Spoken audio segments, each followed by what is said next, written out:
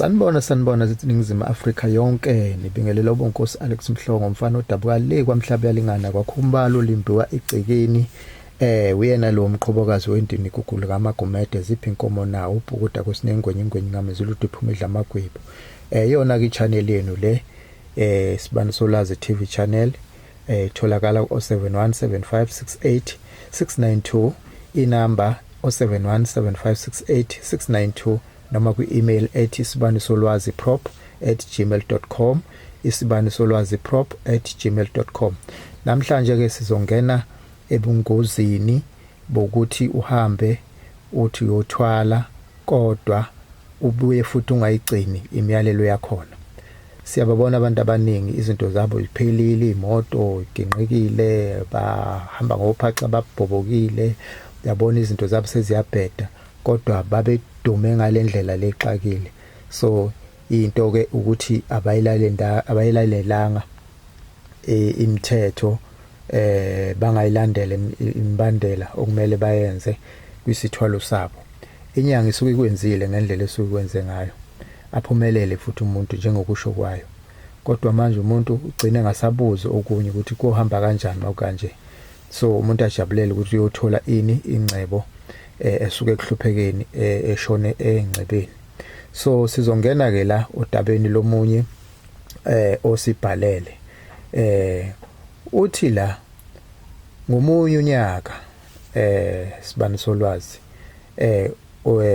sayengana nomngani wami saye eMozambique uyobona enye inyanga udumo lwayo impela hayi lwalubatshazwa sathola kuleyo ndawo kuleyo nyanga kunolayini omkhulu saze sasizwa ngelanga elilandelayo kusho ukuthi bayalala lapho safika sathi kumkhulu oyinyanga wasibuza ukuthi sifunani samtshela ukuthi sifuna usizo olokuthi izinto zethu esidayisayo zithengwe ngoba sasithengisa izinto ezehlukeneyo.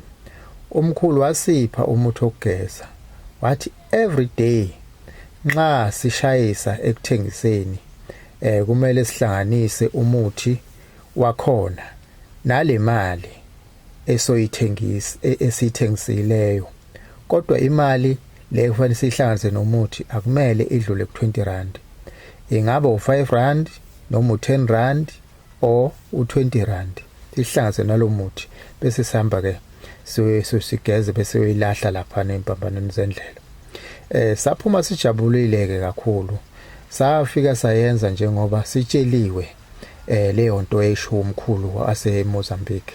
Ibhizinisi yethu uyaqala ukuba busy sathengisa kuphele isitoke yabo siphinde futhi siode kuphele sayenza imali ngathi ngakonke ngangifuna ngathenga ngisho imoto angiyekelanga futhi ukuthengisa noma ngase ngicebile kodwa ngelinye ilanga sahamba sayothengisela eSouth Africa njengenjwayelo kwathengwa futhi nakhona konke kwaphela kodwa lelo langa ngakhohlwa ukugeza. Angithi njalo masibuye entambama sasithatha imali engango10 rand noma u5 rand noma u20 rand singayithathe ngaphezulu kwalapho sigeze bese sithatha leyo mali leyo soyibeka lapha empambanweni zendlela ukuze izocoshwa umuntu. Manje lapho mina ngakhohlwa ukuthi ngigeze ngalolo suku ngathi ngilele ke ebusuku ngalelo langa ngavuswa impama nje ingishaya emahlombe ngangiphefumulela phezulu njengomuntu osephelelwe umoya osefuna ukushona. Sengikhumbula ukuthi hayibo ngikhohle ukugeza bese ngikhohlwe okunye ngangisithi ngingaqeda ukugeza einsukwini ngiyolahla imali lapha lapho kuphambana khona indlela and umuntu owayecosha leyo mali nxa esebenza wayephelelwa umsebenzi nxa enetalente laliphela nxa kuyibusiness nakhona futhi laliphela kanjalo le business ngoba inhlanhla yakhona yayibuya kimi. Ngisaphakathi ke nokucabanga ukuthi njengoba sengiphamanisile ngizoyenza njani lento kwafika umcabango ukuthi angibuyele eMaputo kuyimkhulu lo oyinyanga ngiyobuza ukuthi njengamanje oba sengiphambanisile kufanele ngenze njani. ahana ngempela ngavukela khona ngakusasa kwakhona ngayotshela umkhulu okwasekwenzakele. Umkhulu wathi kuzomela ngibhadale. Ngaxake ukuthi hayi kumele ngibhadale kanjani bo. Wathi umkhulu kwomela ukuthi ngibhadale. Ngabuza ukuthi wayefuna malini okumele ngiyibhadale. Wathi umkhulu akufuneki imali. Wangipha nje omunye umuthi wokugeza. Wathi ngizosibonela ngemva kwezinsukanyana nje. Nami ngaphindela ke ekhaya ngagada ngabuyela ekhaya. Ngathi ngingena nje endlini kwangena ifoni isithi umama useshonile. Wangishaya over sengibona ukuthi okungenzeka ukuthi umama ubulaliswe yimi kodwa ayingekho into engangayenza. Manje uhlupho lwami ke ukuthi ebusuku mina angisalali. Nxa kuqala nje kuba mnyama umama uyafika la endlini yami angene ekitchen enze ukudla adle ehleli eceleni kwami. Nxa ngingena etoilet naye umama uyangilandela. Uma ngilala naye umama uyabuya ahlale embedeni wami. Njalo akakhulumi lutho. Imali ngisenayo kodwa injabulo ayisekho. Emasontweni sengihambe ngaze ngabeka phansi ngithi ngiyozama ukuthi bangikhulekele. Hayi kuyabheda. Umnotho oncediswa ngomuthi ungawuqali ngoba uzoqeda ifamily noma umndeni. Zonke njalo izinyanga sikutsheli konke ngemithi yazo leyo ezisuke sisebenzisa nangesithwalo.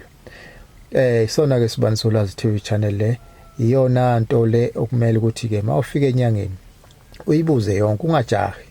Uma kuya ukuthi uyofuna ingcebo ndawana thizeni la bangakwazi khona ukukhuluma ulimi lwakho, funa umuntu okwazi ukukhuluma lolo limi lolo bese futhi ubhala phansi yonke imibuzo ozoyibuza lapha ngoba usudidekile nawe uthi uyangena lapho uthola ukuthi kunempondo zelwane thizeni namafutha thizeni.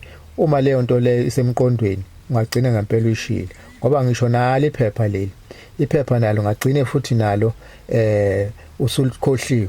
Kodwa nje enza sure ukuthi before uyenyangeni wena into ofanele uyenze ufuna uye lapho olwandle uthole nje amanzi akhona ufike ugeze ngawo bese amanye uyawakha mhlawumbe ngesigubhu.